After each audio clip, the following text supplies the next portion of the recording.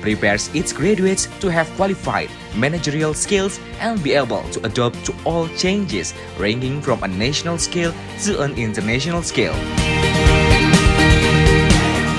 In addition, IMaBs FEB UMY graduates will also be equipped with entrepreneurial skills, where later IMaBs FEB UMY alumni will not only be able to meet the needs of employment opportunities, but also open new jobs. This is in accordance with UMY vision to become the leading entrepreneur university in 2030, entrepreneurial university in 2035, and become sociopreneurial university in 2040. Welcome to International Program of Management and Business, IMaBs FEB UMY. This international program was established in 2016. IMaBs FEB UMY was established under the Management Study Program, Faculty of Economics and Business, Universitas Muhammadiyah Yogyakarta, an excellent and Islamic campus. Until now, our study program has received superior accreditation from BAN PT and has been certified by the Asian University Network Quality Assurance. International Program of Management and Business, Faculty of Economics, Universitas Muhammadiyah Yogyakarta, is a leading management and business program in Indonesia. The program has a curriculum and the education process which to produce graduates which is competitive not only nationally but also internationally. The program gives the opportunity for students to have the exchange student to many countries that they want: Malaysia, Thailand, Taiwan, South Korea, Japan, Turkey, Spain, and other European countries that the student likes. This gives the student with the international exposure, and that will give the competitive advantage for the student so that they are very competitive when they graduate. The graduate of this program has got a job in many areas, in multinational companies, government agencies, and also as entrepreneurs. I really encourage you to join this program for your bright futures. Good luck. The aim of the International Program of Management and Business is to provide managerial competence and technology-based entrepreneurship at an international level. To achieve this goal, IMaBs FEB UMY is committed to becoming the center of excellence in management by practicing the 5 values in IMaBs, namely I. Innovative. Focus on talent and competence development, which provides flexibility to innovate fast. Mature. Create a learning environment which consists of practical and hands-on content. Adaptive. Equip the student with proper knowledge in achieving the associated result from the disruptive change. Balance. Generate a well-defined capability to integrate soft skill and hard skill competence. Synergy. Minimize the gap between what academic offer and what industry needs by continuously interacting with industry.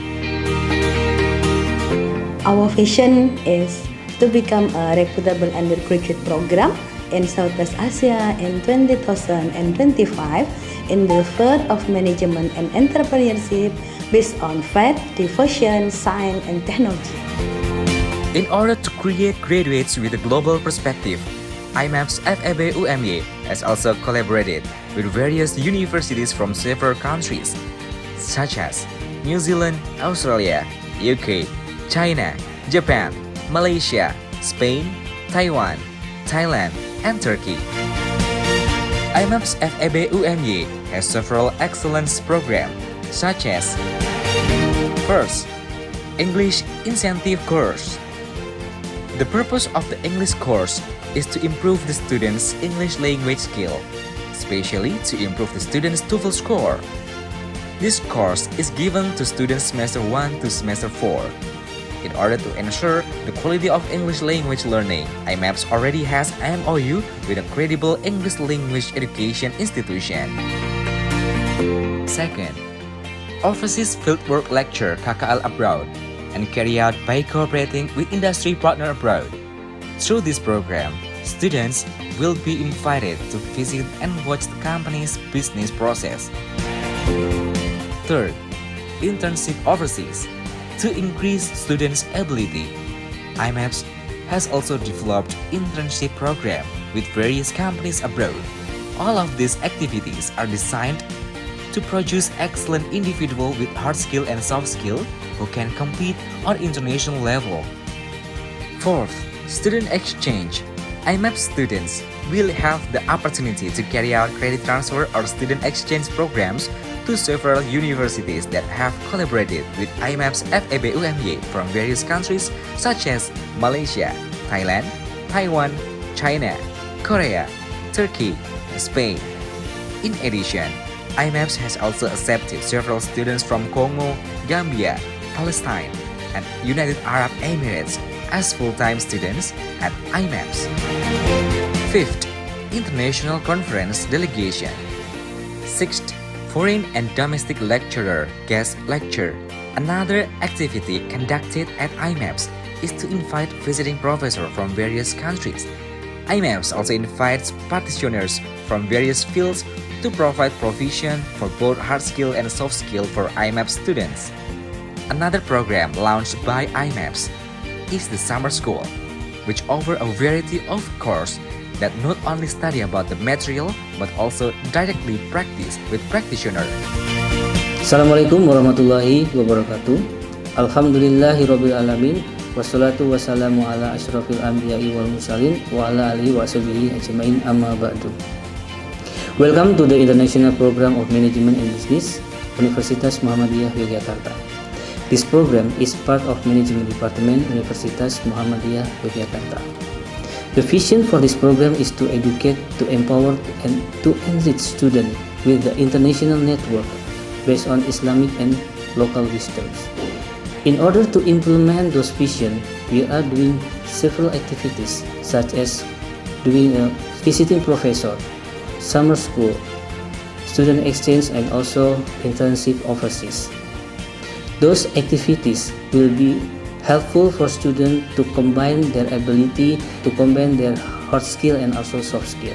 So, by joining IMaBs, you will be able to combine your hard skill and soft skill. So please come and see and join IMaBs. Thank you. Billahi taufiq wal hidayah. Assalamualaikum warahmatullahi wabarakatuh. Supported by professional lecturers and have a scientific capacity that is up to date in accordance with the current development of the industry. So, it's no wonder there are so many achievements that IMaBs students get in the national or international regional level. IMaBs students are prepared to become graduates who excel in the fields of managership and entrepreneurship to see existing business opportunities. IMaBs UMY, the Center of Excellence in Management.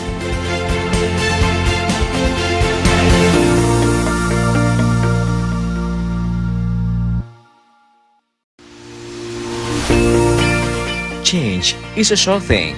No one can resist the change that will happen. Change takes place in all lines of human life without exception. Today, changes in the business world take place very quickly, especially since the COVID-19 pandemic has triggered rapid technological developments and has changed business concept in almost all industries. Responding to these challenges, IMaBs FEB UMY prepares its graduates to have qualified managerial skills and be able to adapt to all changes ranging from a national scale to an international scale. In addition, IMaBs FEB UMY graduates will also be equipped with entrepreneurial skills, where later IMaBs FEB UMY alumni will not only be able to meet the needs of employment opportunities, but also open new jobs. This is in accordance with UMY vision to become the leading entrepreneur university in 2030, academipreneurial university in 2035, and become sociopreneurial university in 2040. Welcome to International Program of Management and Business, IMaBs FEB UMY. This international program was established in 2016. IMaBs FEB UMY was established under the Management Study Program, Faculty of Economics and Business, Universitas Muhammadiyah Yogyakarta. an excellent and Islamic campus. Until now, our study program has received superior accreditation from BAN PT and has been certified by the Asian University Network Quality Assurance. International Program of Management and Business, Faculty of Economics, Universitas Muhammadiyah Yogyakarta, is a leading management and business program in Indonesia. The program has a curriculum and the education process which to produce graduates which is competitive not only nationally but also internationally. The program gives the opportunity for students to have the exchange student to many countries that they want: Malaysia, Thailand, Taiwan, South Korea, Japan, Turkey, Spain, and other European countries that the student likes. This gives the student with the international exposure, and that will give the competitive advantage for the student so that they are very competitive when they graduate. The graduate of this program has got a job in many areas, in multinational companies, government agencies, and also as entrepreneurs. I really encourage you to join this program for your bright futures. Good luck.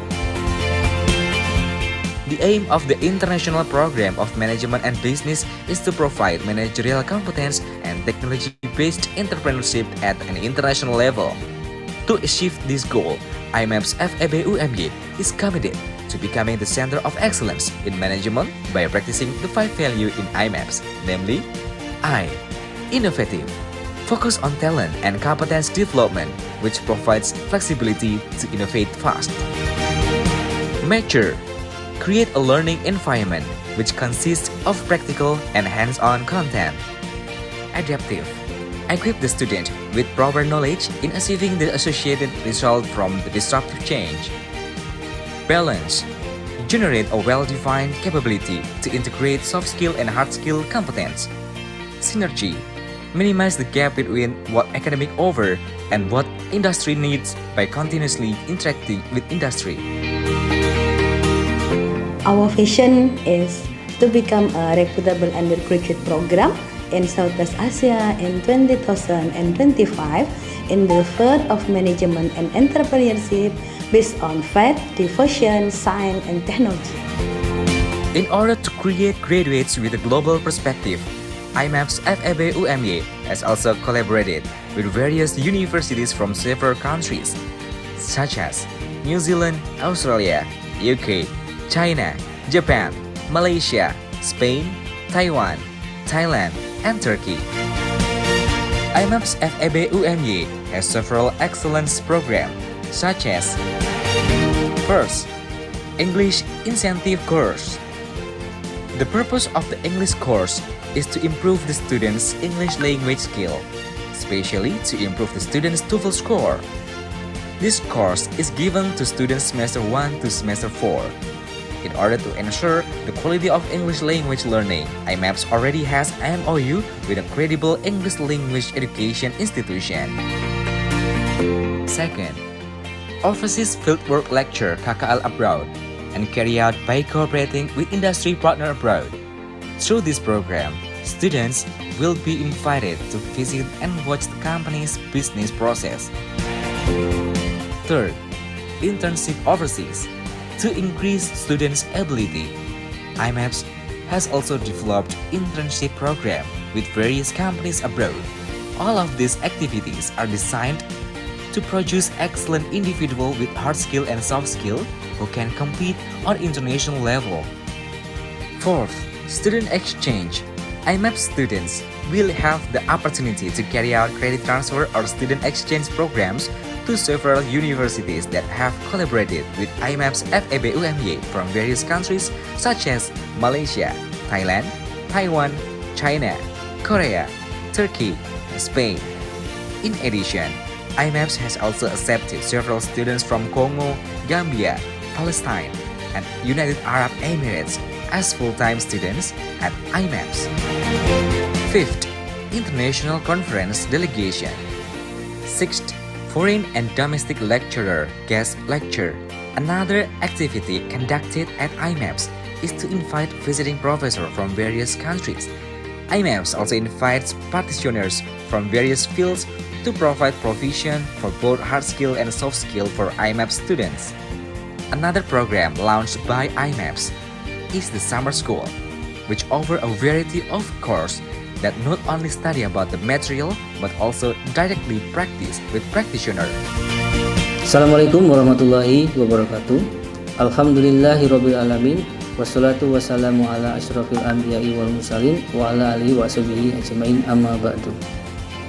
Welcome to the International Program of Management and Business, Universitas Muhammadiyah Yogyakarta. This program is part of Management Department, Universitas Muhammadiyah Yogyakarta. The vision for this program is to educate, to empower, and to enrich students with the international network based on Islamic and local wisdoms. In order to implement those vision, we are doing several activities such as doing a visiting professor, summer school, student exchange, and also internship overseas. Those activities will be helpful for students to combine their ability, to combine their hard skill and also soft skill. So, by joining IMaBs, you will be able to combine your hard skill and soft skill. So please come and see and join IMaBs. Thank you. Billahi taufiq wal hidayah. Assalamualaikum warahmatullahi wabarakatuh. Supported by professional lecturers and have a scientific capacity that is up to date in accordance with the current development of the industry. So, it's no wonder there are so many achievements that IMaBs students get in the national or international regional level. IMaBs students are prepared to become graduates who excel in the fields of managership and entrepreneurship to see existing business opportunities. IMaBs UMY, the Center of Excellence in Management.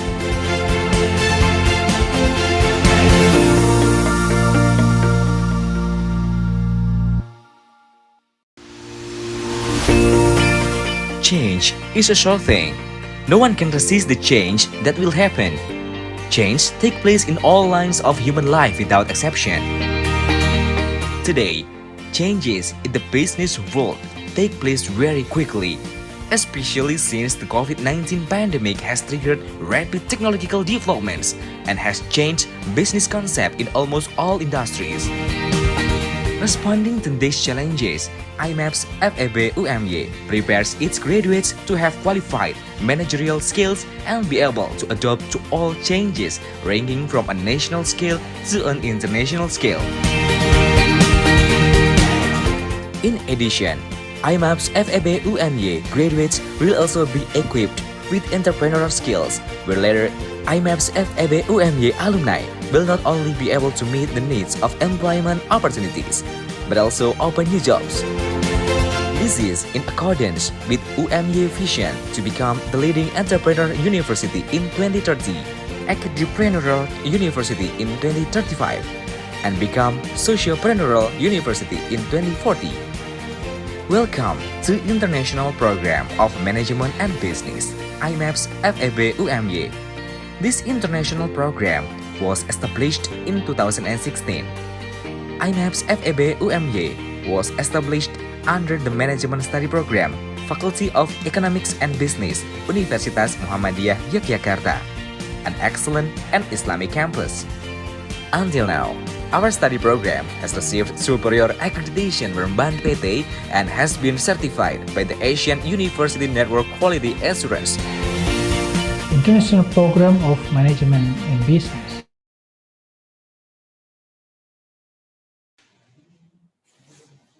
Hello, good evening, Phil. How are you?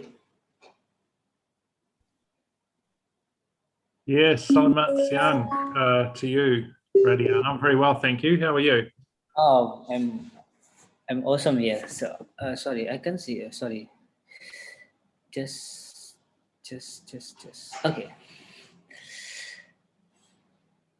There we go. So I'm just wondering, could I share my screen or share a window? I've tried that. Just so I have put a presentation together for everyone today, and I share it. yeah. So probably we can wait couple of minutes, maybe five minutes, waiting for the other participant. Yeah. A few more people come. So my colleagues will deliver as a moderator is Miftah. He will be as your moderator for today. Yes. So you will discuss with him like this. Okay. He will go to Auckland soon, yeah. In this year, maybe, yeah. He will get his PhD in Auckland as well. Hello, Mr. Philip Higgins. Hello, how are you, sir? I'm fine, thank you, sir. Selamat siang, Miftah. Yeah, selamat siang. I think it's probably evening there, right? That's Yeah. correct, but I did express my greeting in your time and localize it. So we have, it's about 7 p.m. in the evening here. And just to let you know, I'm sort of down, I'm actually not in Auckland at the moment. I'm down in the bottom of the South Island, right down in the southwest corner. Hopefully the internet's going to hold up down here. So far it's been pretty good. So. Hopefully. But I can still see the sunlight behind your curtain. Yes, it gets, well, we're in summer here, and so probably it'll get dark. I'm picking around 8:30 to 9 o'clock, even this late, you know, sort of, we're actually in autumn, sort of very early autumn, very late summer. So the sun's low in the sky, but the days are still long down here, 45-degree latitude. So, you know, quite a way down at the bottom of New Zealand. I see. All right. Shall we start, Pak Radian? Can we wait just a couple of minutes? All right. Okay. All right. So maybe Sabrina will open this meeting today. The MC is Sabrina, and then she will open the meeting, and then after that, she will hand over to Pak Miftah after she opened the ceremony. Okay, just couple. But before we start, have the host already given the permit to share screen for everyone, for the speaker especially? Yeah, already. All right. Okay, while waiting, maybe Brina, you can open, and then you can do ask to the audience or anything. Okay, Brina. Okay, thank you, Mr. Radian, for giving me the time. Okay, thank you, Mr. Radian, for giving me the time to be the master of ceremony today. Okay, so Assalamualaikum warahmatullahi wabarakatuh. Waalaikumsalam warahmatullahi wabarakatuh. Good afternoon, everyone. My name is Sabrina, and it's a precious chance for me to be the master of ceremony on this very special occasion, the guest lecture of digital marketing. First of all, let's reciting our gratefulness to Allah Subhanahu wa Ta'ala, who has given us His grace and in the form of guidance, happiness, healthy, and mercy, so we can attend and participate in this special event without any obstacles. Salawat and salam upon our Prophet Muhammad Sallallahu Alaihi Wasallam, who had brought us from the path of the darkness to the path of the light. I also would like to welcome Mr. Philip Higgins as our speaker today, Mr. Muhammad Miftahun Nazir, BA, MBA, and all of the audience. On this special event, we have several agenda as follows. The first one is the opening. The second one is the material about managing digital business strategy that will be delivered by our speaker, Mr. Philip Higgins, from Higgins Consulting, New Zealand. And the third one is discussion that will be guided by Mr. Miftah as our moderator. And the fourth and the last one is the closing.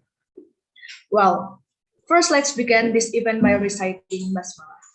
Bismillahirrahmanirrahim. All right, move on to the next agenda is the main topic that will be delivered by our speaker, Mr. Philip Higgins. So I would like to give the time to you.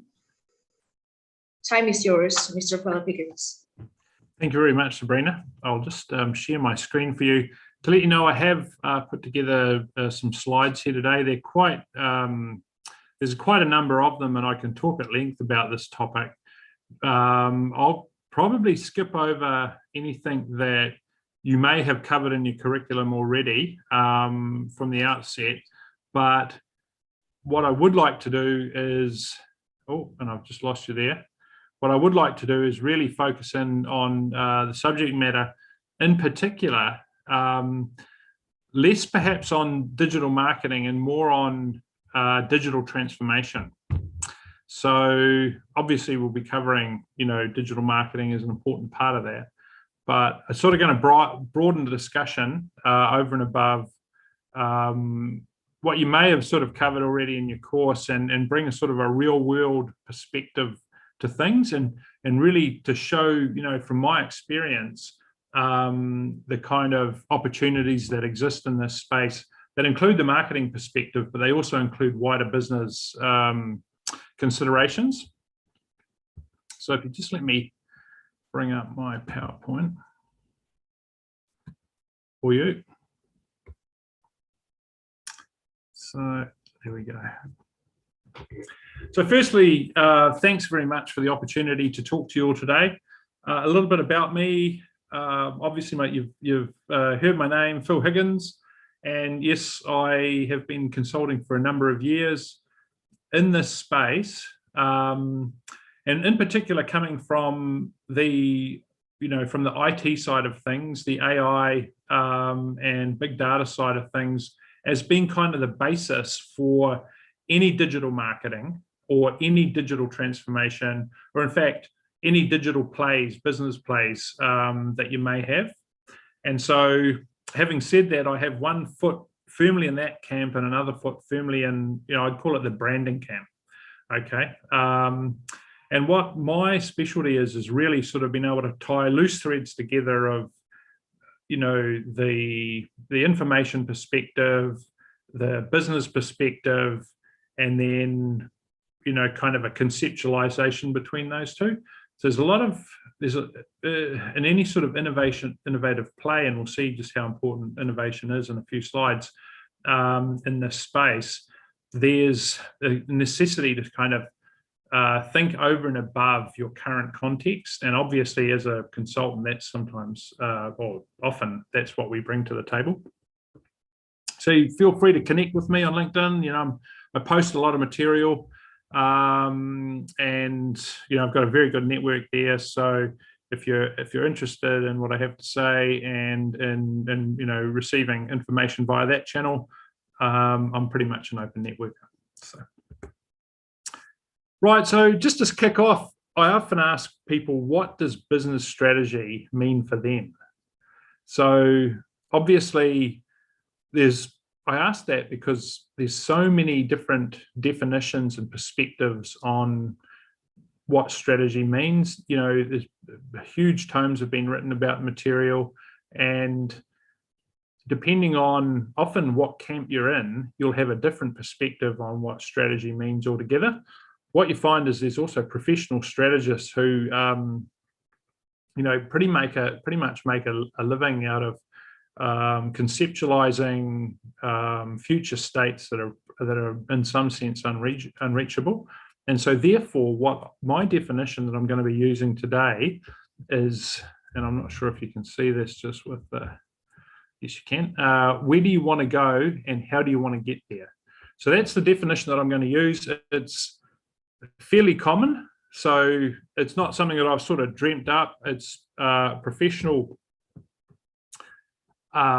strategists' a definition of the subject matter, but it's simple and it's also easy to understand. There's two parts, right?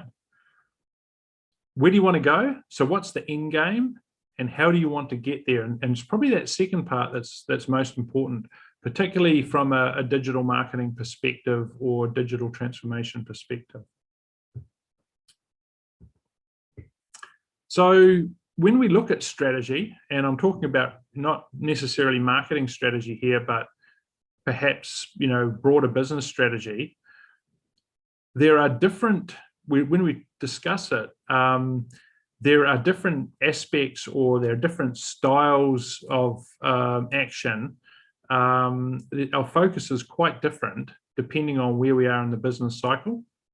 So a lot of people sort of will run into a strategy discussion and really not look at where the business is in the business life cycle.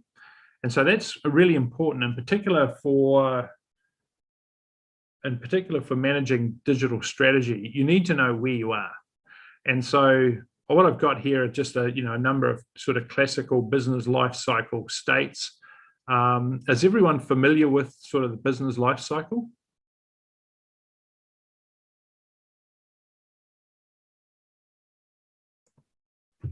Can't actually see the chat. I've just realized. Yes. Yeah, you are. That's good. Okay. So obviously, depending on where we are, it's going to depend on the nature of our activities and how we manage the strategy. So the strategies that we have. In particular, what we want to look at is the startups are going to have quite different strategies and strategic perspectives over and above, say, businesses that are realigning themselves, or indeed businesses that are turning around. I'll share these slides with you, but just to let you know that what we need to do is we need to have a firm understanding of where we are in the business life cycle. So, and then in terms of your business or a business that you're working with, not necessarily now, but in the future, the first thing to pinpoint is where you are in that life cycle, and that's key. It's if you do not understand where you are in the life cycle, you can make major mistakes. There's no sense in having a blue ocean strategy if you're in turnaround. Okay, so you can manage that a little bit differently, obviously, but it's important just to sort of pinpoint as a basis of any discussion is where you think you are. So often I point people in the direction of a SWOT analysis as well, and you would have heard of this many times.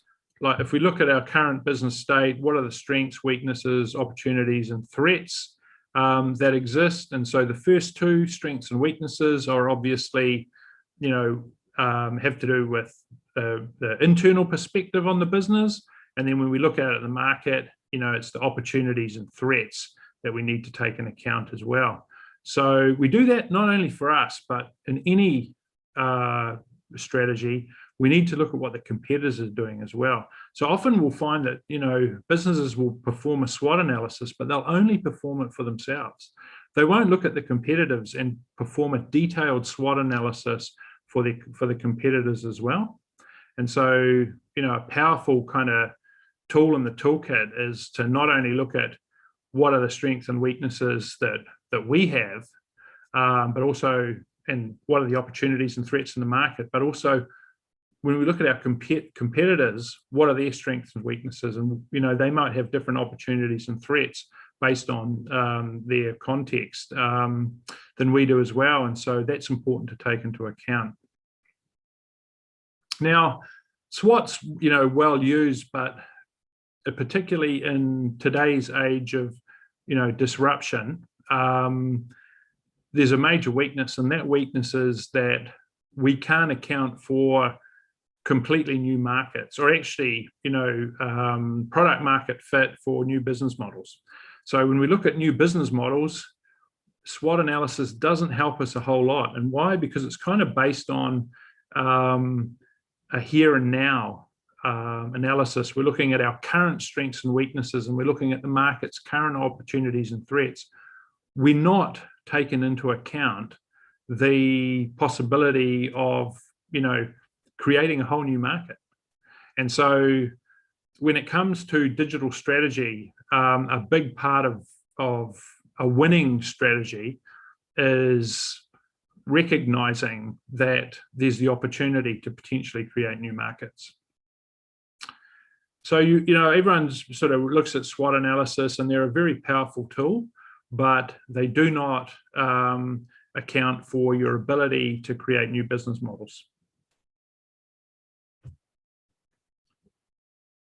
How does that look? How does it look? Well, it just looks like that. Okay, and I'm sure you've all seen them.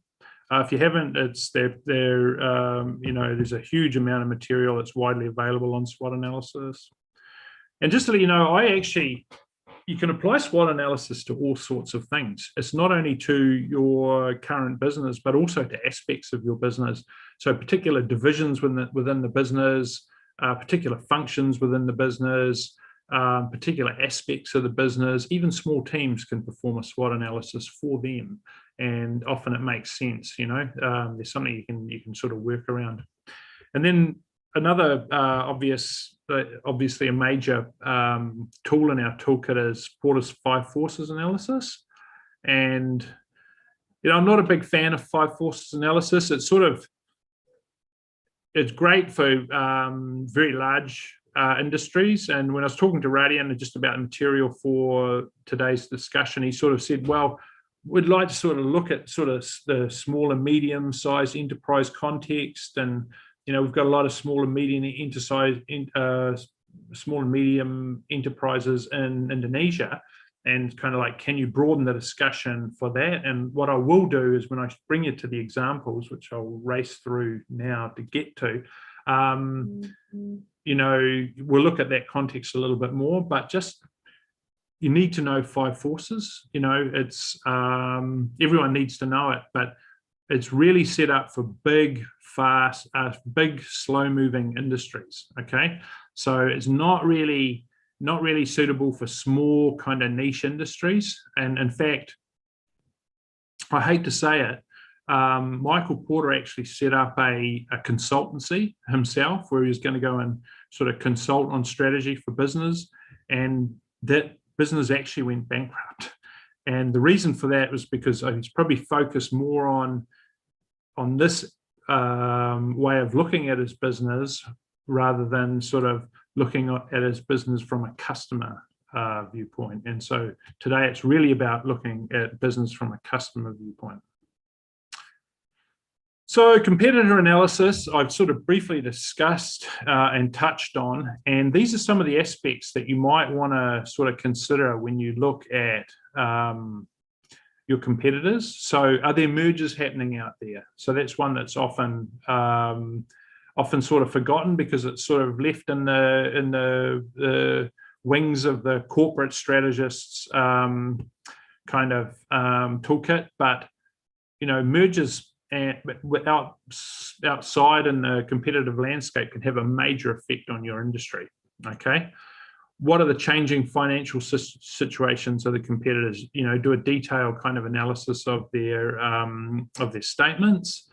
And then in terms of capacity increases, are they increasing capacity? What does that mean for you? What does that mean from a marketing perspective? You know, from a marketing perspective, it means that they might be ramping up in terms of the market. And then obviously you can say the same thing about manufacturing capabilities. If they're looking for hires from outside the industry, what that might mean is that they're looking for new plays. They're going to realign their business, or they're going to transform their business. And that might have an effect on the entire competitive landscape, okay? And so that's kind of a key one. So, okay, somebody's coming in from outside the industry, you can sense that there might be some change going on within that business, and there might be, you know, a sort of transformation happening. Now, so this is what a traditional winning strategy looks like. It would look at the business life cycle, analyze the strengths, weaknesses, opportunities, and threats for the business, analyze 5 forces, and then overlay those analyses with a detailed competitive analysis as well. So as I said, I will share these slides with Radian, and he'll share them with you. So you don't need to take too many notes from that, but it's a good sort of a playbook, this one, for considering various aspects of strategy management. Now, that's all very well and good, but when it comes to the modern context, what we're finding is things are becoming much and much more people-oriented. So we sort of had these formalistic and definitions of strategy, but really, when we look out in the marketplace, sort of one of the key competitive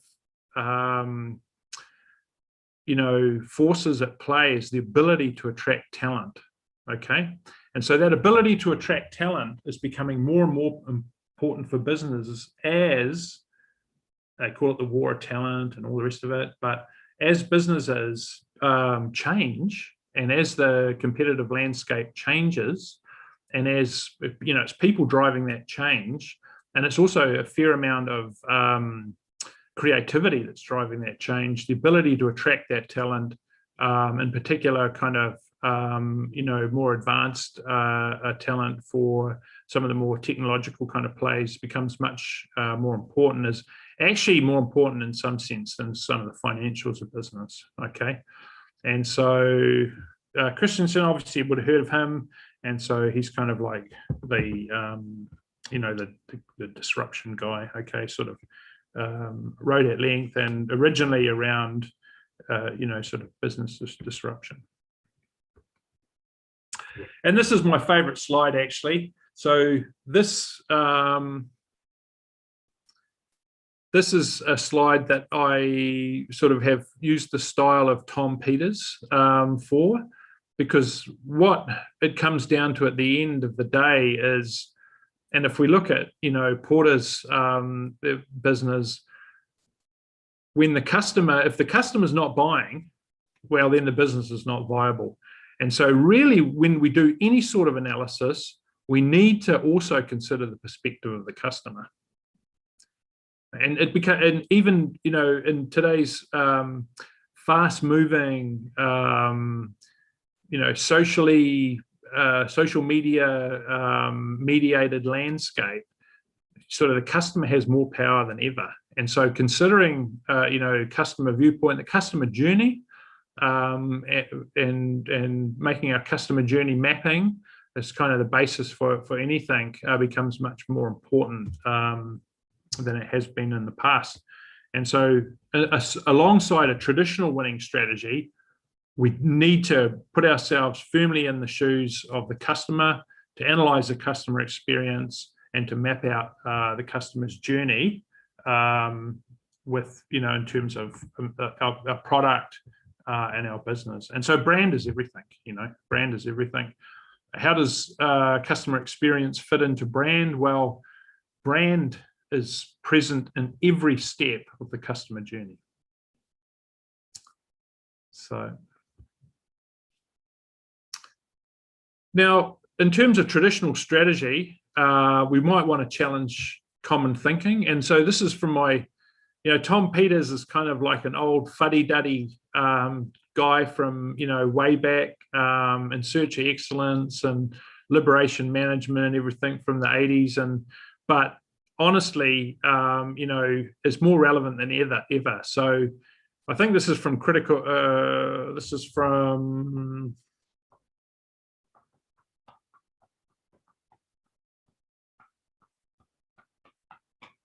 I was trying to place which book this was from, but I think this is Search of Excellence, actually. So what he says is that we don't set strategy at all. But, business is now so people-oriented, it's the people who set the strategy, and managers, just kind of like guide it along, really. And when you've got that level of engagement from people, from employees, and management have got that level of trust, then your customer's going to be happy. Your employees are engaged and they know the business better than anyone, So it's a powerful, very powerful quote of his, and it's more relevant than ever. So strategy must be set from below. And, it sort of flies in the face of traditional kind of mechanistic thinking. But, I truly believe it.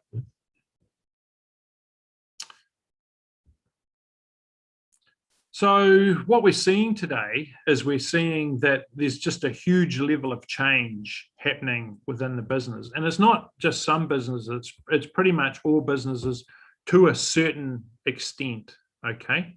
And so when we look at sort of the activities and the assets of the business, we can create a matrix that sort of will help us with our strategy as well. And so depending on which quadrant you are here, in terms of how your core activities are threatened and your assets are threatened, will indicate, you know, just how important change is going to be for your business. And obviously, you know, the more change you have, the more important people become in that change process. So different sort of change is not one thing. Change is a number of different things, depending on where your industry is, kind of where you are in that life cycle, and in particular what your competitors are doing. Also, what technology is enabling out there. Okay, and so technology is becoming a more and more an enabler for change. So I came up with the strategy continuum, and so what we're looking at here is different strategic kind of schools of thought and perspectives on strategy, and I've sort of laid them out from left to right, where on the left, you know, we've got kind of the more mechanistic and structural kind of perspectives, you know, starting with Porter's 5 forces. And then over on the right, we've got the blue ocean strategy, which is becoming, you know, much more and more important. And that's the one about creating whole new markets. Okay, so why compete in a contested market when you can create a new market? And so, you know, sort of looking at the venture capital world, we're looking at more on the right hand side, you know, sort of looking at more traditional industries. But having said that, you know, Christensen, his very first study on disruption and disruptive innovation was actually had to do with steel mills in the US. I'm not sure if you're familiar with this study, but he kind of looked at like the steel mills were getting more and more capital intensive, right? And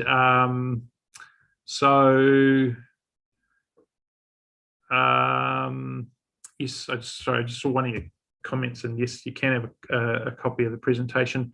But steel mills were getting more and more capital intensive, and there were these, some people started building mini mills, which are small mills that use small batch size, that didn't have huge capital costs, and they were actually able to produce steel, and it was just the lowest grade of steel, more cheaply than the large mills. And so and so the large mills said, well, okay, you know, we'll just let them have that sector, and we'll focus on the higher margin products.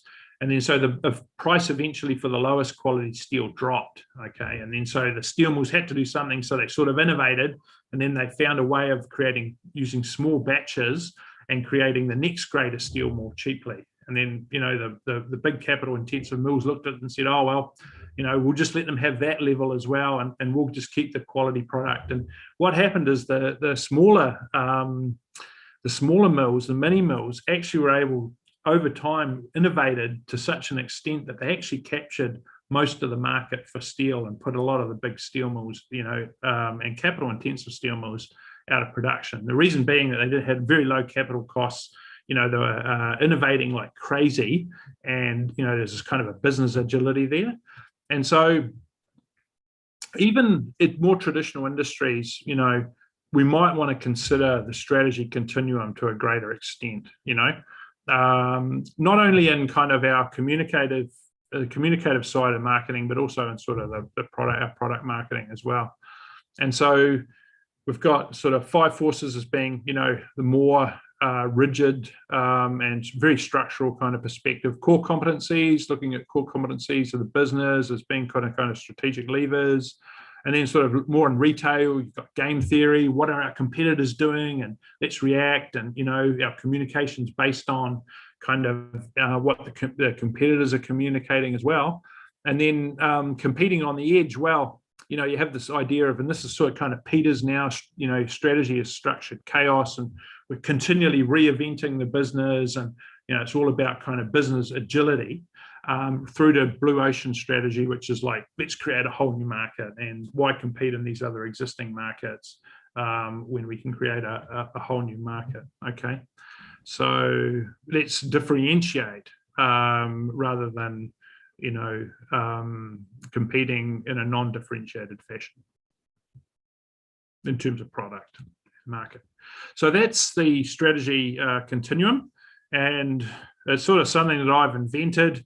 You know, it's to my knowledge, there's no articles that you can follow up on that.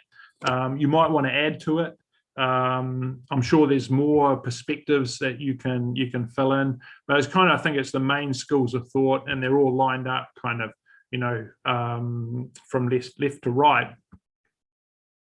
And then just in terms of how they are lined up, you know, obviously on the left-hand side, the strategic perspective is emphasizing control, and then on the right-hand side, it's emphasizing flexibility.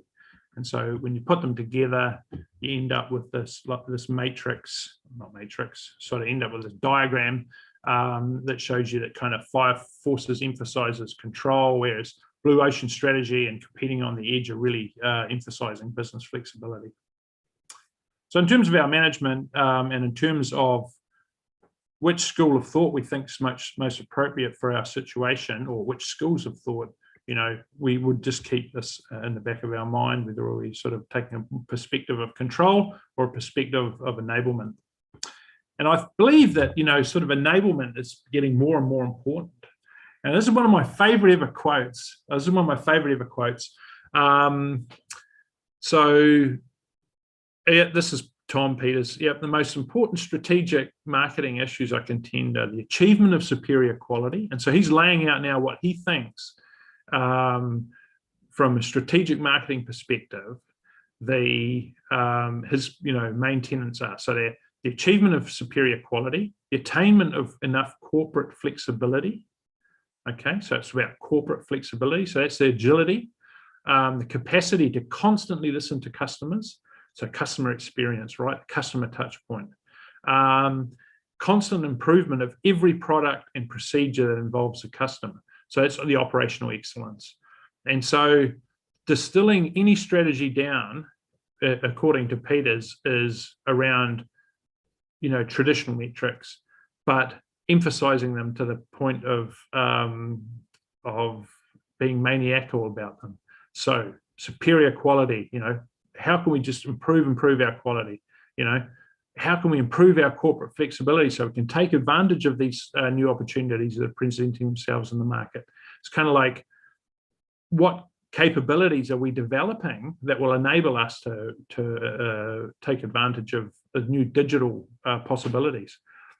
The capacity to constantly listen to customers. And again, this is technology as well. So, you know, what technologies are allowing us to do that? And, you know, and then in terms of, we should never forget operational excellence. Operational excellence is so easy to put aside when you sort of, especially when you sort of think about, you know, sort of the blue ocean perspective, but it's just more important than ever. So, you know, without it, everything else fails. So you get that quote.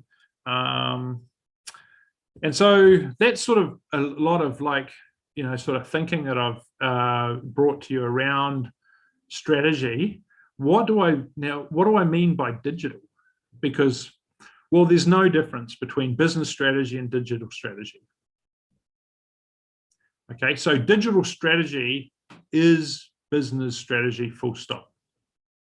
And a lot of people look at me and go aghast and go, but that's not true. That's so not true. You know, it's like digital strategy is something else.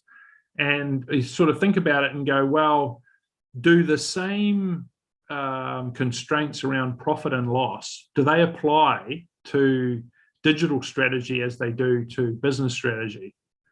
And it's like, well, yeah. And so what about, you know, sort of traditional metrics around kind of asset utilization? And what about traditional metrics around market? And what about traditional metrics around risk? You know, do they apply exactly the same way to digital strategy as they do to business strategy? And people go, well, of course they do. You know, you can't, like, you don't want to underutilize your assets. You don't want to over risk the business. So actually, digital strategy is just a business strategy. And so the strategy we use for business, we use for digital, just the same. There's no difference at all. You know, where the difference comes in is that we, from the technical perspective, we're realizing that the digital enablement and the new technologies as applied to business give us new capabilities. Now, those capabilities are not devoid from traditional business thinking. So when we looked at, for instance, the strategy continuum, when we looked at the strategy continuum, we kind of can fit any digital strategy within that continuum. And hopefully a lot of them will fall in the right-hand side. Hopefully we're creating new markets, And so some of the examples that I've got here, I'll now analyze for you. I'll just present to you. And I've tried to choose ones that are sort of relevant to smaller businesses for you. I'll try to present to you from the perspective of business strategy. So first example I've got is from the leisure industry. And so let's take a traditional leisure business that provides customers with kind of a fitness and exercise-based health, very fun workout. And they're looking to, and this is, we're sort of looking at a smallish New Zealand business here with, just a handful of staff, and, doing pretty good, doing pretty well. But like the problem statement was, how can we leverage digital technologies to enhance the business? And so the solution there was to develop, using a small team of capable consultants, to develop a system whereby there were IoT sensors embedded into the leisure platform, and the customers were provided with an RFID tag that identified them. And as they were involved in the various leisure activities, they used the RFID tag to record their activities. And so this was, they're recording, what they were doing, the times they were taking, the distances that were involved, and that it was easy for them to do that. It was just simply swipe it, or even just, touch. And so, and all that data was fed back into a back end and then presented to them on their phones in terms of a gamatized app. So at any time they could look at, how many calories they'd burnt, what the total, metrics of each of those metrics were.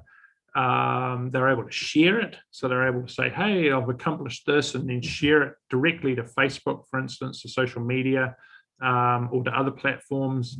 And so provided, not only with kind of an incentive to come back and sort of an engagement platform for that particular business, but also with the direct marketing capability. Okay, and so with a single click, they were able to pretty much get the brand out to all of their friends, in the sense of, hey, look what I've done.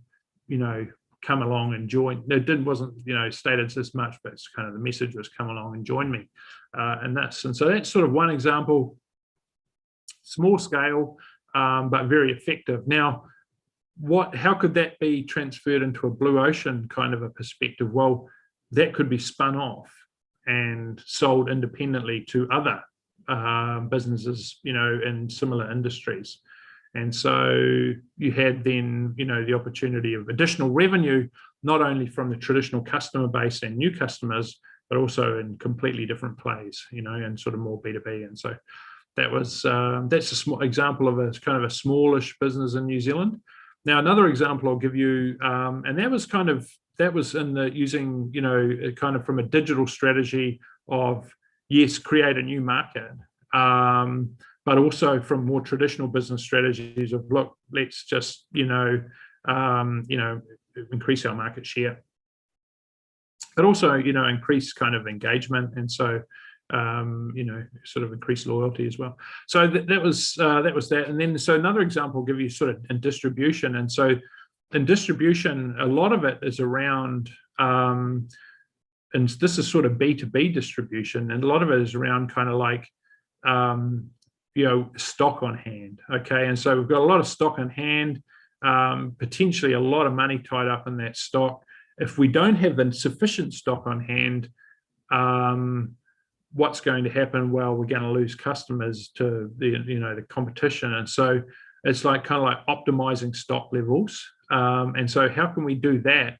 Well, we can use digital technologies, in fact, to do that. And so some of the technologies that we can use there are in particular around AI and advanced forecasting. And some of the sort of forecasting techniques that we might use are, starting from traditional kind of regression and moving average style forecasts right through to more advanced kind of, REMA modeling and even neural network modeling in order to optimize the stock on hand that, where the stock costs by far outweigh kind of personnel costs for that business. And so that's another example of a digital strategy being applied to non-traditional industry to really optimize in a traditional way the business's activities. So it's around optimizing operational excellence for that business and financial metrics. And then the last example I'll probably give you today is around industry and disruption. And so it's kind of the industry that I'm thinking of in New Zealand, in the broadcasting industry. And so they're sort of confronted with digital disruption on so many levels.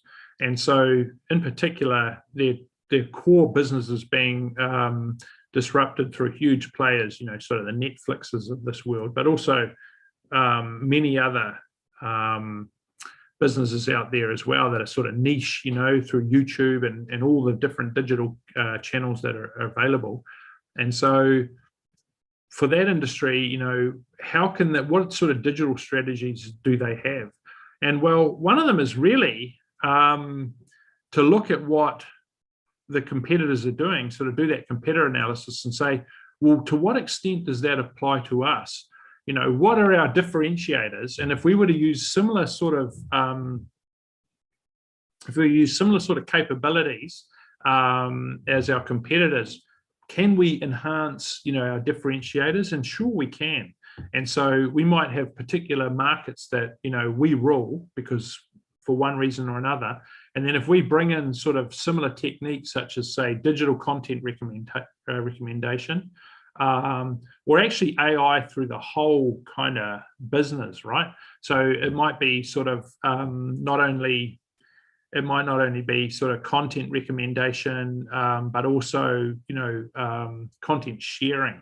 So we might not have traditionally allowed users to share content with other users and sort of get them involved in the platform as well. But also, in terms of purchasing decisions, in terms of kind of our optimal catalog decisions, as well as more traditional kind of AI techniques that we can use in marketing, sort of cross-sell, upsell, and, sort of churn reduction. By infusing AI into that business, in fact, while we're being disrupted, we do have sort of competitive advantage with certain, that we can leverage.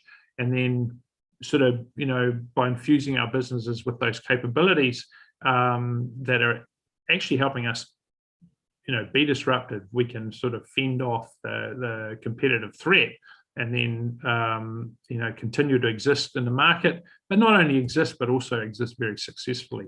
And so that might be, a bit more of a larger business that I can think of. In terms of very small businesses, a lot of people get scared when they hear about digital strategy for smaller businesses. And why is that? Well, it's because it's kind of like you think of digital strategy and you think of big bucks being put down, right? And but that's not the case. So, and why is it not the case? Well, there's a number of reasons for that. Sort of the first one is that CapEx is much less important for businesses today than it has been in the past. And the reason for that's the cloud. So with OpEx-based models, we can sort of try something out as a small or medium-sized business. We can try it out, and then if it's successful, or our trial, our proof of concept, or proof of value is delivering results, then we can sort of expand on that, and we can sort of scale it up, reasonably cheaply. If we find that it's not successful, that for one reason or another, Ini aku matiin gini ya. Enggak ada bel. Di Di dalam. kamu. Gak usah pakai helm. Emang enggak apa-apa. Lanjut, aku pulangnya. Sorry. So if we find for one reason or not that it's not successful, we can just sort of switch it off. We haven't got all that capital tied up that we sort of need to account for. We can just sort of, it's an OPEX-based model. And so for small and medium businesses, why we might be scared of larger businesses and the capital that they've got, if we've got capability in that business, then, we've got, and also we've got potentially a much better understanding of our niche market, of our market generally. We're able to offer, digital capabilities, digital products, digitization that enables us to be more successful. So for very, very small businesses, it might just be, at a simple marketing level and using digital marketing more effectively. And I think of my social media feeds and just how slammed full of digital marketing they are, and it sort of makes me sick in a way because it's just too much of it and I don't like it. But for small businesses that are able to use it competitively and effectively, just and really grab the attention of their customer base or potential customer base through engaging content, through engaging offers, then there's again the costs, the capex costs are very minimal for that, and so you don't have to be huge. In fact, you can be very small, and in fact, very small businesses can leverage digital strategies very effectively. So I was just yesterday I was talking to somebody, and they'd sort of had a bed and breakfast, and they'd it had been okay. They'd B&B had done pretty well, so they'd had a few people come and stay with them, and then they decided they had a website and it was used, and it was not too bad, but they decided to sort of digital market their B&B, their bread and breakfast place, and it really took off. So suddenly the people were flooding in. The locality wasn't so great, but they had the only B&B around. It's just no one knew about it. And then so by sort of using just sort of traditional social media advertising, it really took off. Then they thought, well, let's join a platform. And so they joined booking.com. And so they joined that platform, and wow, suddenly the place was like nearly full, right? And so they did really well there. And then I thought, well, what about Airbnb when Airbnb appeared on the scene? And then, you know what? They're actually, through Airbnb, demand was so high that they're able to actually raise the price for their offering and improve, not only the revenue through volume, but also improve the revenue through margin. And so, again, it was just a single household business of one couple who were leveraging digital strategies in order to really vastly improve their business. So kind of, I don't think when we're a small or medium business, what I'm saying is that, we shouldn't avoid digital marketing. We shouldn't avoid digital plays. We shouldn't avoid digital transformation. In fact, with the right attitude, we can be more successful than ever through digital strategies. So that was just about it from me, just in terms of the content that I had sort of prepared for you today. Does anyone have any questions, or should I hand it back to you, Sabrina? All right. Thank you, Mr. Philip, for the explanation about the digital business strategy. But maybe it was just the introduction, yeah. So maybe we can enhance our understanding in the discussion. So I would like to let all the participants to join in the discussion, please. Maybe anyone? There's a question in the chat room, sir. You can check. Oh, all right. Sorry, So, because I've had the I've been ignoring the chat a little bit just as I focus on the slides. okay, or let me read it for you, sir. Yeah. All right. When the COVID pandemic occurred, there was a lockdown in several countries, including Indonesia, resulting in a decrease in tourists, which in turn resulted in a lack of income from the leisure industry. Then what do you think about the appropriate digitalization strategy that can revive the leisure industry in Indonesia? Maybe it's not just for Indonesia. Maybe we can refer to what happened in New Zealand, maybe. Yeah. I mean, we had exactly the same thing happen in New Zealand, massively so. And in fact, right now I'm taking advantage of it by being a tourist myself and going to some places that would normally be packed with tourists, and I can sort of walk around in sort of the wilds and I see. and be alone there. So which I kind of appreciate, and you know, some of our national parks. But seriously, the effect on, you know, of the pandemic on the travel industry has just been one of decimation. And you know, all countries that have relied heavily on leisure travel, you know, have had to struggle. And so what I think, though, is that we kind of forecast the tourist numbers in a linear fashion. So it's almost like we look at the stock market and the stocks are up and we think they're going to go up forever. And then the stocks go down and we think they're going to keep going down forever. In fact, with the leisure industry, I think it's just the opposite. I think while it's very low at the moment, digital strategies in terms of reviving it won't be necessary. It will revive itself. Okay, there's so much pent-up demand for travel out there that we won't need to revive the industry. What we will do, though, is we'll need more than ever in a disciplined fashion to use traditional, you know, social media marketing techniques and, you know, traditional marketing techniques, communication techniques, just as we always have, in order to take advantage of this revived industry. So I think numbers will actually increase across the board for, you know, so many people wanting to travel. They might travel once every 3 years, and, you know, kind of like we're nearly in the 3rd year. And so everyone's going to sort of travel, you know, everyone's going to want to. Now, what we want to do, though, is increase the numbers of tourists coming to our destinations. And so we'll use traditional kind of marketing techniques for that. All right.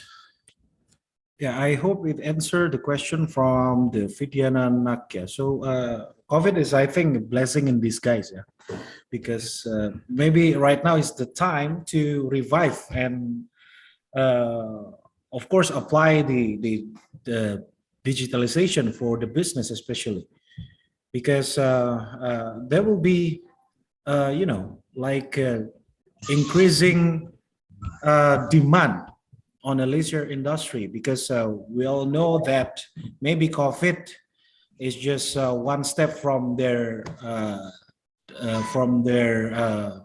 mean, like, it's just one step before they totally gone, right? Well, that's right. And the other thing is, you know, the travel industry has really been affected by digital technologies as well, and, you know, massively so, to the point that, you know, travel agents have nearly disappeared in some sectors because, you know, people can go online and book the offerings themselves.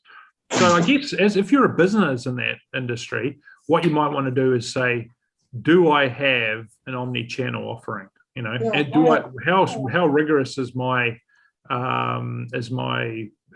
purchase and touch point?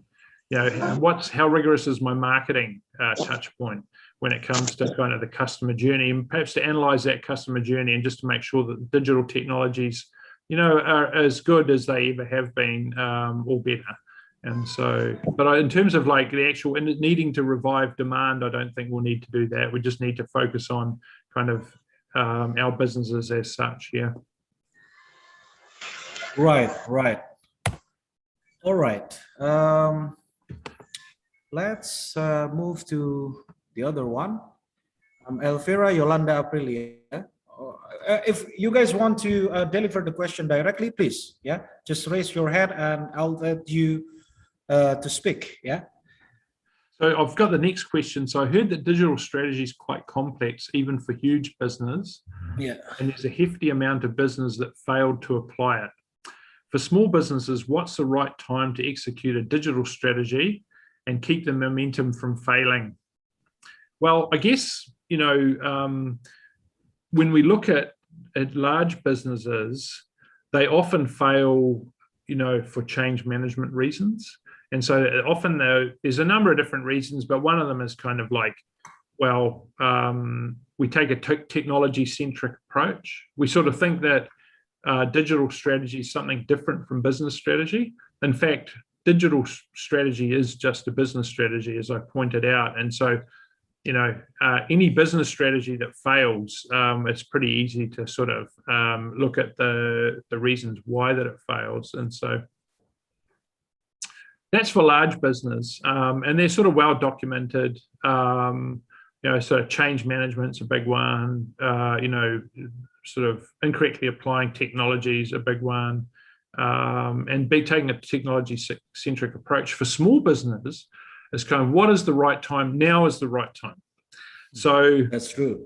Yeah, and so, but you don't want to.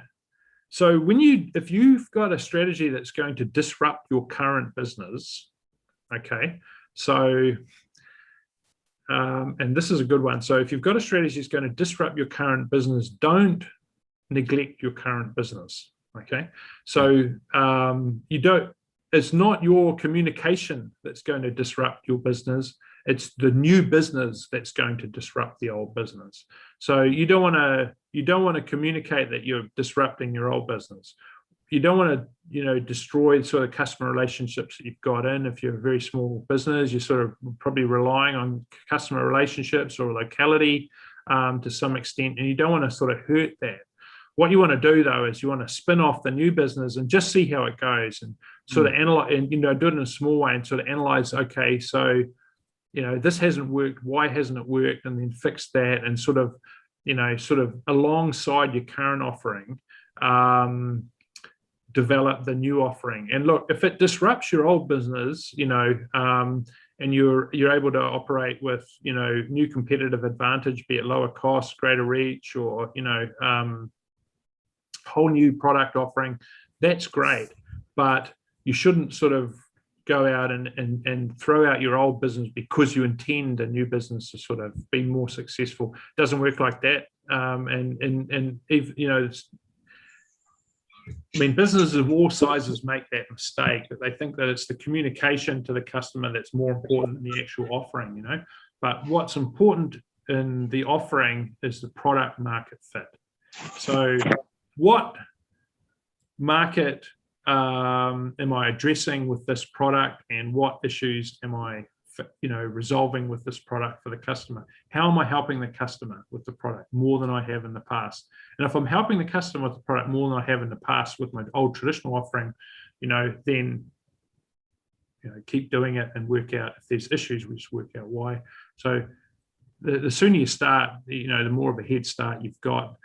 Obviously, the issue is, like, if you're using technologies that are, and probably this won't apply to most small businesses unless they're, you know, really high-tech businesses, but if you're using technologies that aren't tried and tested, well, then, you know, you might want to wait for them to be tried and tested, and for them to work in your context, you know, and make sure that the sort of price is right.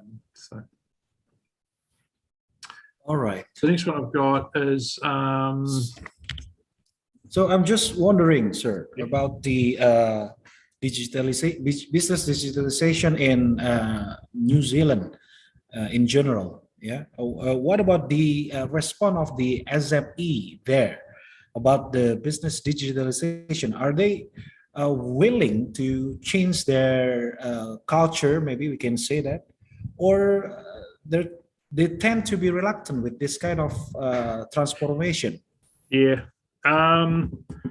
Yeah, I think, especially for businesses that are based on kind of personal connections, you're hesitant to maybe take a bit more of an impersonal approach towards your customers through a website.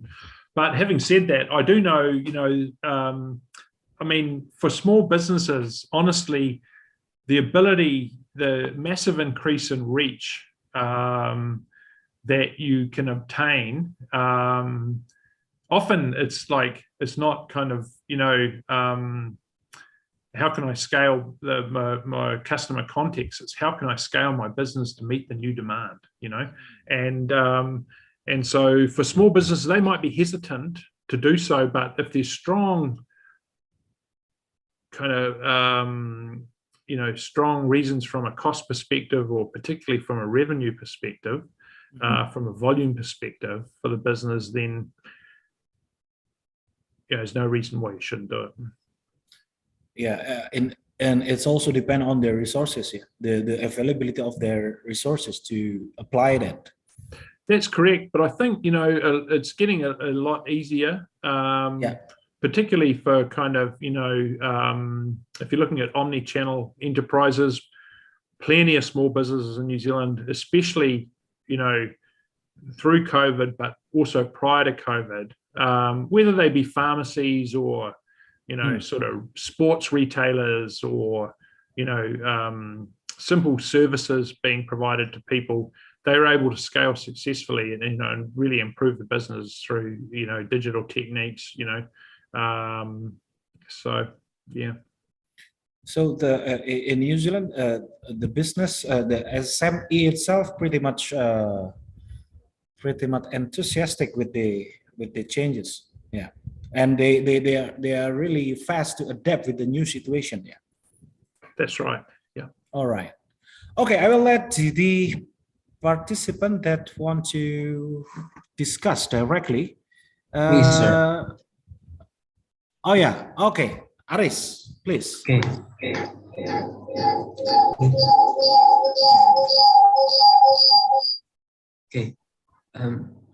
In Indonesia, the small to medium enterprise have the biggest market here. But in Indonesia, the owner of this small medium enterprise are not very understand in digital strategy itself. My question is, how to change that behavior, that mindset from conventional to digital itself? Yeah, so that's a problem for not only small businesses, by the way, it's also a problem for a lot of big businesses that they set up and they're running, the ship's sailing, and it's just really hard for them to turn the ship because it's already got this momentum going forward, and it's just so hard to turn it. And it's the same as with small businesses. You've got a successful small business and you ask yourself why, what reasons would you do for modifying the business? Because if you've got a good reason, then there's going to be some impetus for change. And again, there's no reason apart from a business reason. So any kind of digital strategy is a business strategy, right? And so if the reasons are traditional business metrics, they might be increasing revenue, they might be improving asset utilization, or improving return on capital. They might be decreasing risk or decreasing cost. Then each of those might be a powerful business reason. And if you've got good reason to do it, then why wouldn't you do it? If you don't have the reason, if there's not a sort of competitive force to do that, then people won't do it.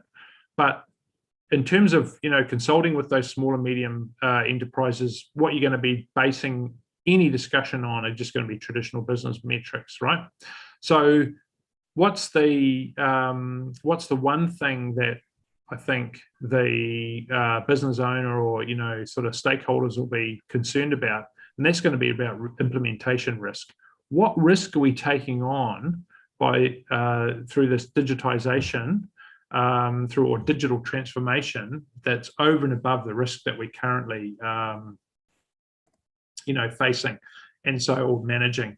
And so it's important to really be able to quantify that risk and use techniques that, you know, minimize the risk. So how can we convince the business owners? Well, you know, one way is to say, just to use techniques such as start small, you know, and prototype, you know, go about things in an iterative fashion, you know, get users involved, get users engaged early in the process, you know, so you're getting instant feedback. You're not sort of spending a whole lot of money up front and then finding out that, you know, it was wasted downstream. Get them involved in the process up front and get, you know, talk to the traditional customer base. Do the traditional customer base find the new offering compelling? If they do, there's a good chance that, you know, they're going to have a successful offering, because you've got, you sort of, you don't have to convert the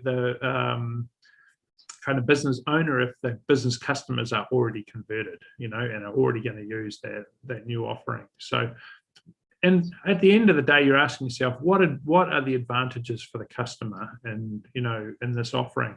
If you can prove to business owners that there's an advantage to the customers in terms of, you know, it's easier for them, you know, it's less costly for them, or, you know, sort of traditional kind of marketing levers that you've got, then, you know, there's a good chance that you can convince the owner as well. Having said that, often there's a momentum in the business that you've got to kind of deal with. And, you know, if it's a ship rolling forward, it's going to be to make sure that the who's steering the ship is like turning the handle. And so that's going to be about kind of giving them a good plan to work off and say, well, look, the reason we're turning the handle is because, you know, this is going to happen in 3 months, this is going to happen in 6 months, and sort of have some sort of roadmap for the business that takes all these advantages into account, and particularly advantages for the customer. So is that sort of, was that a good answer? Thank you. Of course, yeah. Yeah. All right. So for Idar Fauzi, please. Okay. Sorry, sir. I asked permission for first to ask if the question may be a little different from the material you convey, but of course, this is about digital business. Okay. My question is, what do you think about crypto? Have you invest your funds in crypto? And what we know now is NFT market transactions using crypto. Can this business be profitable? What do you think about this NFT market? Maybe that's announced.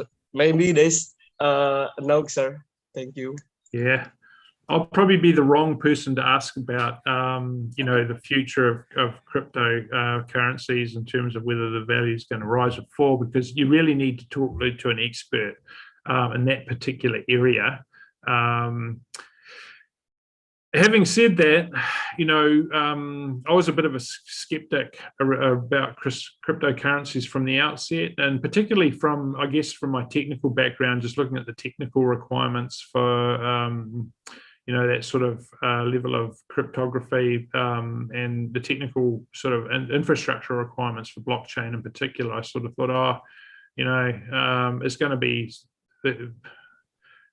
it's like I'm so often wrong. I am so often wrong about cryptocurrency. I was wrong about it back then. So, you know, it's not only cryptocurrency I've been wrong about, it's also been the iPhone, for instance. I thought, oh, it's never going to work. And sure enough, it worked. And then I thought I saw Google come up with Android, and I thought, no, that'll never work. And boy, was I so incredibly wrong about those things. You know, it's kind of, you can't see the future. And so it would not be prudent of me to make any sort of recommendation around whether you should invest in, you know, in one kind of instrument or another.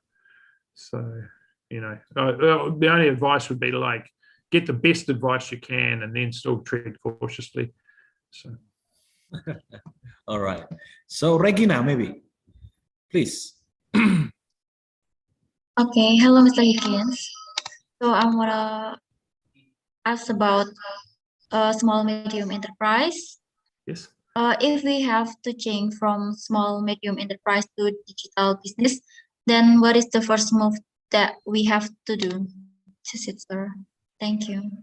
What's the first move you've got to do? I think it's going to depend a lot in small, medium enterprises on the personality of the owner. You know, it's kind of if they are open to the idea of digital business from the outset, it's going to be a lot easier sell than somebody who's very, you know, doesn't want their mind changed. So, but what I would always do is quantify the business benefits from any digital strategy for a small, medium business.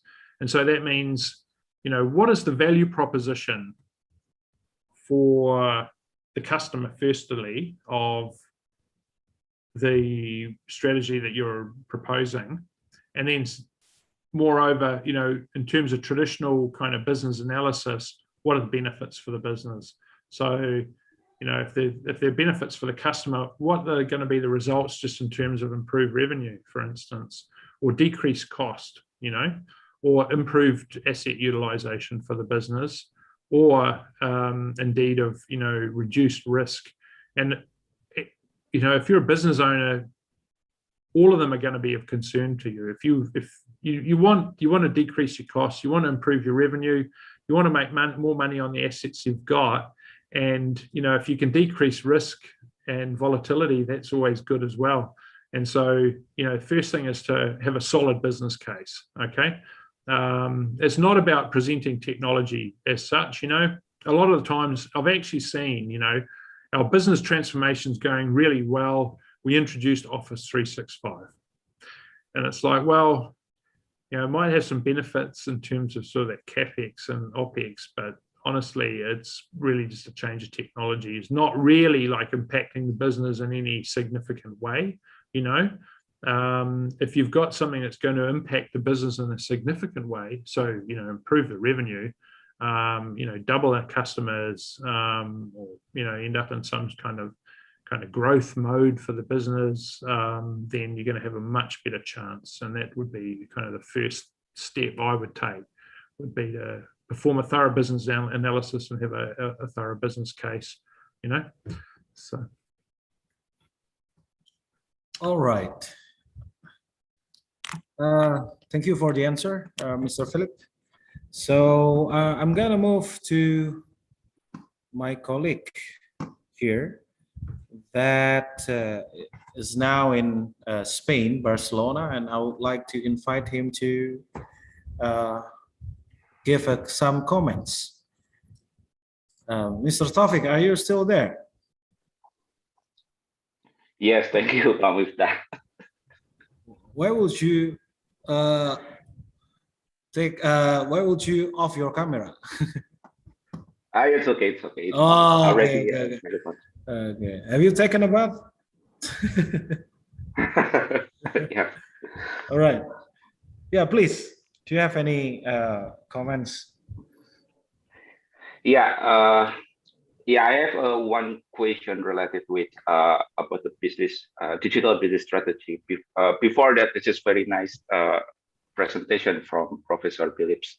And the one question is, when we are talking about the digital business, we know that we are not only talking about how to sell the business into maybe one platform, and we simplify the process like we did before. But the technology itself, maybe it's become the challenge for us, the challenge for the entrepreneurs, because we know we're talking about technology. We were talking about the efficiency as well that we want to achieve.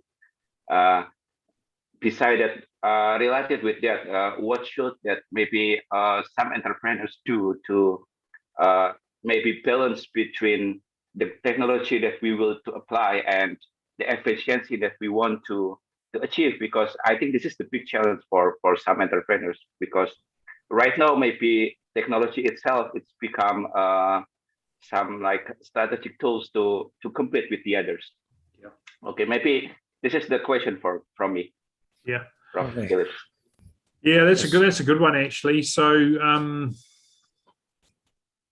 if I understand correctly, what you're saying is that for sort of traditional businesses, it's difficult for them to improve their capability to the technology capability to the point that they're able to compete effectively with digital strategy, and sort of what's the best way for them to approach the capability question in their business.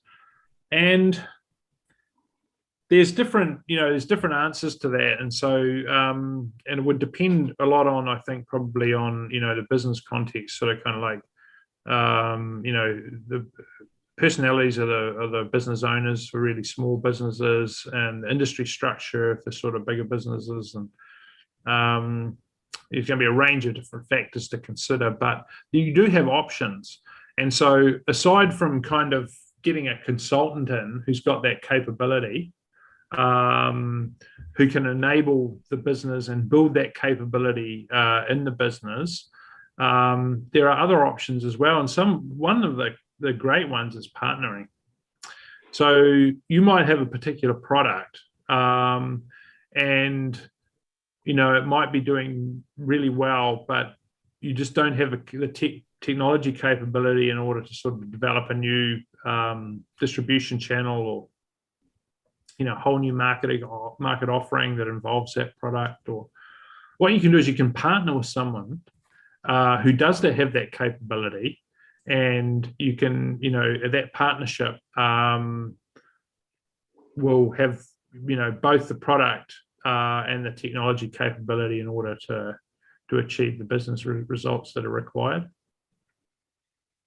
So, and then aside from partnering, there are other options as well. So there's a lot of software as a service available today that you can just sort of plug into and develop your business offering through that. And so you might, it's really about buying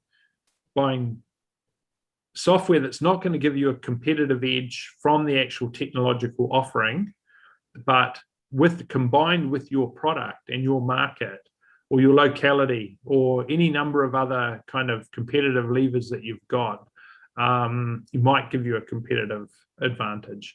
And so, it might just mean selling something on Amazon, but it could also mean, developing your own web shop using software as a service, using any of the kind of marketing tools that are available as software as a service, or even branding as a service kind of tools that are out there in order to promote your business. So it's sort of a range of options apart from just kind of building it yourself. Okay. And so if you are going to build it yourself, there's one thing that you should have, and that is, so that's the riskiest option, but there's one thing that you should have, and that's some kind of IP that you're encapsulating and building it yourself that's going to result in that competitive advantage. If you don't have that IP tied up in the build it yourself, it's like, well, why would I kind of build it myself, And what you're going to do there is you're going to kind of try and, if you don't have that IP, you're going to try and leverage some other techniques, whether it be, sort of purchasing software as a service, sort of renting it, or indeed sort of partnering with a business who's got some capability that you need, or it's kind of a range of options. You sort of buying the capability is going to be the most expensive one. Developing the capability is going to be a little bit less expensive, but probably quite risky.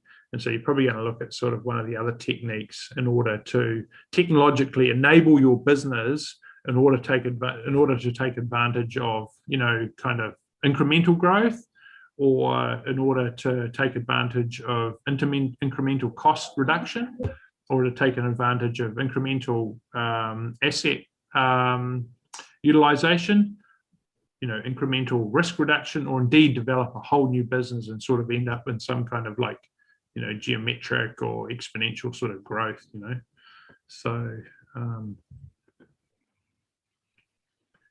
all right. I hope good answer. Yeah. Thank you, Mr. Philip and Taufik. Yeah, Pak. Thank you. Okay, I got it. All right, so let's go back to the chat box. Yeah, I think some question haven't answered yet. Salsabila question. So, what is your opinion on the avatar role in digital strategy such as influencer?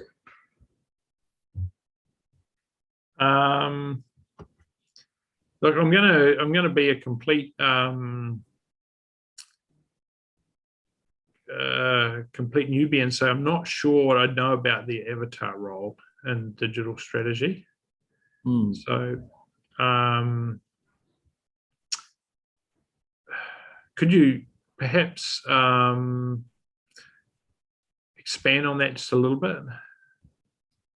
What is your maybe the role of the digital influencer, or like maybe I don't know, maybe Salsabila can deliver the question by herself, but the thing is what I can capture from this question, maybe the role of a digital influencer, like some artists, something like that. Oh, okay. So that, and then they try to maybe okay. they want to try to promote something because of they're famous, and then it may open some opportunities to make certain product. Sorry. I just probably just didn't understand that just from the wording perspective, but yes. So what's my opinion of influencer roles? Influencer marketing is getting more and more important. But having said that, so with any content, there's the danger that people will get weary of it, and that people will get tired of it, and you've got to, like any content, if the content is not valuable to people, then after a while, they'll be less interested in it. You won't get that engagement with the content. And so any influencer needs to have, not only be an influencer in terms of their standing, but also in terms of their content. And so it's important to choose an influencer that, is able to deliver good content for you if you wish to maintain kind of engagement ongoing. And so, I think influencer marketing can be hugely important. And I think more important than in terms of the communication process, you're sort of looking at sort of a sender, a receiver, and a message. And I think where people get hung up with influencer marketing is just looking at the sender a little bit too much and not looking at the message. I think most valuable with influencer marketing is having, a good standing sender, an influential sender, but with a powerful message. All right. So because what's happening in Indonesia actually, so you emphasize on the content, right? The content of that the influencer delivered to the potential customer. But what happened in Indonesia actually, bad marketing is a good marketing. Because when something is going viral in some way, and then everybody want to talk about that, so that's the market has opened already, and then it's for some influencer, you could have the opportunity to marketize the product. Yes, that's what happened actually in Indonesia. So that's why so a lot of influencers here are not really care about the quality of the content. As long as the content can get them to the virality, let's say, so it's a good start to marketize the product. So that's but some people is quite get sick to that, because they want also they come up with some critics that you have to deliver the good content, you have to educate the people with your content and something like that. There are so many critics about that as well. But the thing is, what is happening here, but sometimes bad marketing is good marketing. Yeah. All right. Yeah, no, I'd agree with you there. What I would say is that, influencer marketing is not just influencer marketing. A lot of it is going to kind of depend on the business in question, and whether it's B2C and B2B. B2C influencer marketing is quite different to B2C. And I guess my background is more in B2B than it is kind of in retail. But having said that, I think putting a face to a message is more important than just having a message. Yeah. Right. That's true. All right. So I think let's go to the Fiona question. I would like to ask Mr. Higgins, if someone has the will to start a digital marketing strategy, but doesn't have the capability of digital marketing, what can be done? Yeah. So again, I'd sort of point back to my answer previously. Potentially, you'd go and look for an agency to help out. You'd partner potentially with somebody who does that, have that capability, or there's plenty of software around that can help you out and sort of provide you with some. You still need to have some capability to use the software, but the level of capability you're going to have is going to be a lot less potentially than if you didn't have the software. Again, depending on your business, you might find consulting is a way to go. Get some thought leader in that space or some expert in that space to help you out. But probably an agency is probably the way to go.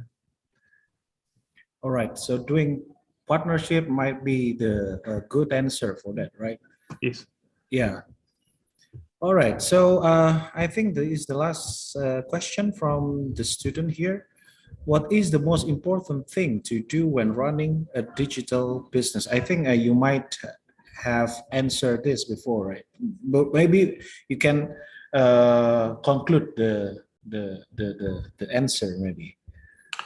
Yeah, I think. Well, I do think there are, while digital businesses are just businesses, there are some sort of differences between digital businesses that you need to take into account over and above sort of traditional business. And it would depend, obviously, kind of what market segment you're in.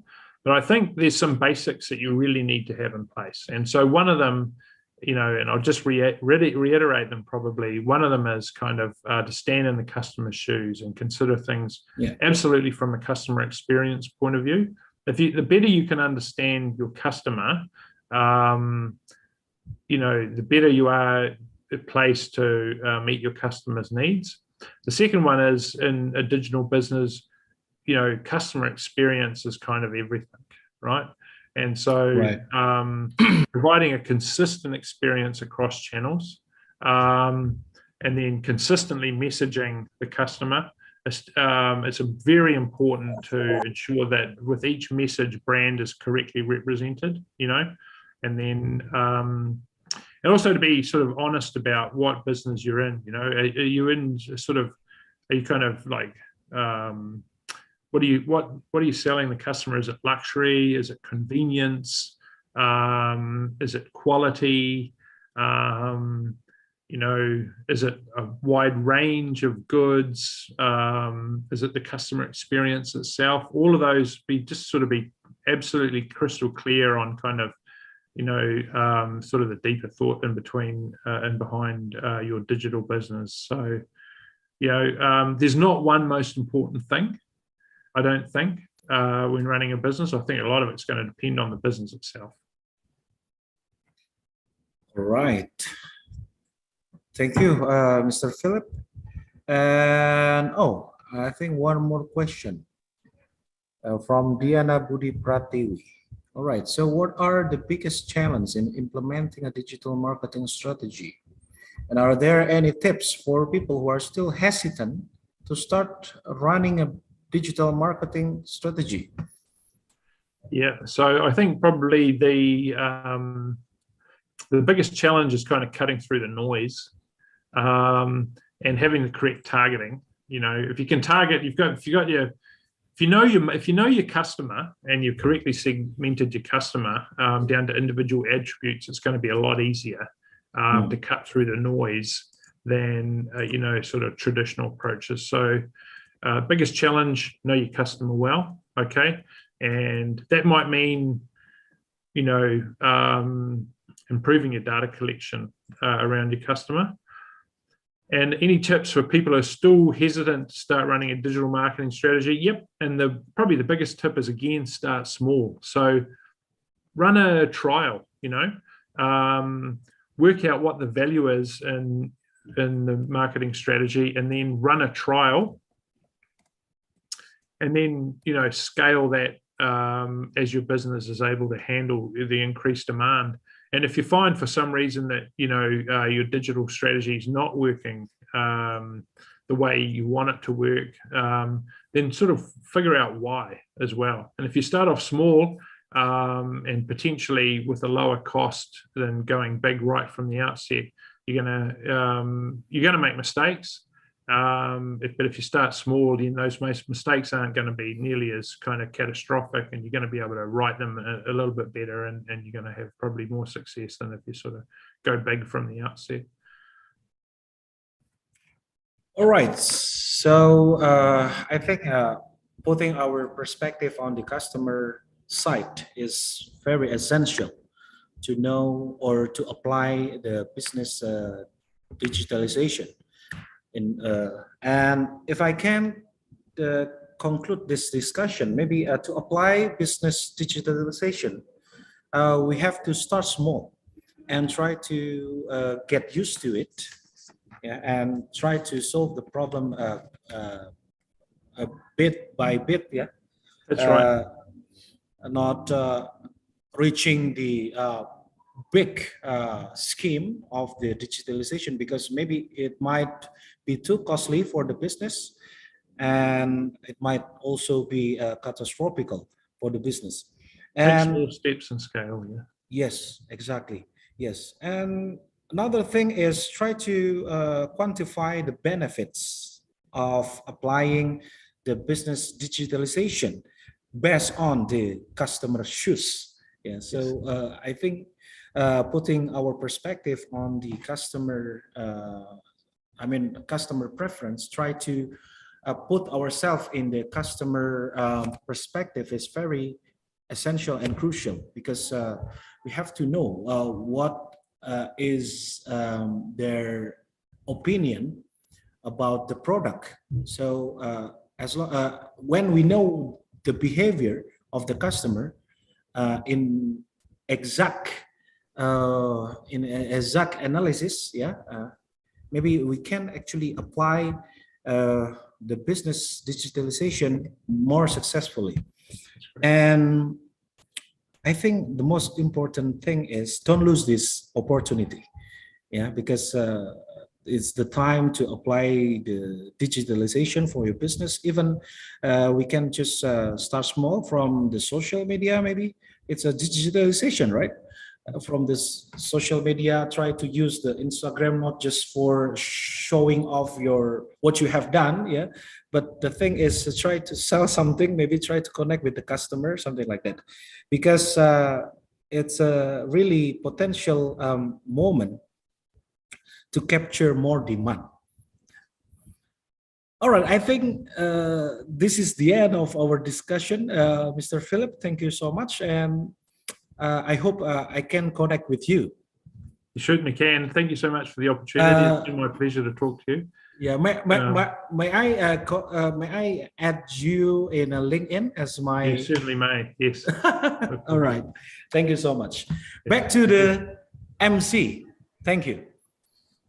All right. So all I can conclude from all the material is there are so many business strategies from the business era to another business era, from the 5 forces and the core competence that tend to be more controlled by the organization until the transformation in the game theory, competing on the edge, and blue ocean strategy that are more flexible. But all of these strategies are affected by the work condition, the business environment, and the customers, and the changing of customer demand behavior all of those business strategies are continuing to grow, and that's why business should adjust in this digital era in order to survive in the market. So just like Mr. Philip, we can say that digital marketing strategy is the business strategy itself due to nowadays work situation. So thank you so much, Mr. Philip Higgins, for your time and sharing your knowledge to us, and also for Mr. Miftah for being our moderator today and leading the discussion. It is a really special occasion for every participant in this Zoom meeting, of course, because I believe that it is very beneficial, and I hope that it will be helpful for of the participant here, for everyone running a business or willing to run a business. So I am Sabrina Zatrasipa, and I'm very happy to be the master of ceremony today. And I'm sorry if there was a mistake that I made. And this is the final of our event today. Finally, we come to the end. Before we close this event, we would like to capture our event today. So for everyone, for all of the participants, you can turn on the camera, and we would like to have a photo together. We would like to capture all of the participants here. Phil, thank you very much, Phil, for your awesome speak today. Yeah? Thank you, Radian, for the opportunity. Appreciate it. Mas Miftah, next time when you come to Auckland, you have to come and visit his place in Thames. It's a good place there. For sure. Maybe Mr. Philip, do you have any side job for me? Yeah, hopefully. Better marketing right there. Yeah. His place is close by Coromandel. Yeah, it was a good place to come and visit Coromandel. All right. Yeah. Thanks so much, Sabrina. Thanks, Miftah. Thanks, Radian. Appreciate it. Yeah. Okay. Thank you. Yeah. Good evening. Bye. Good evening. Bye. Thank you.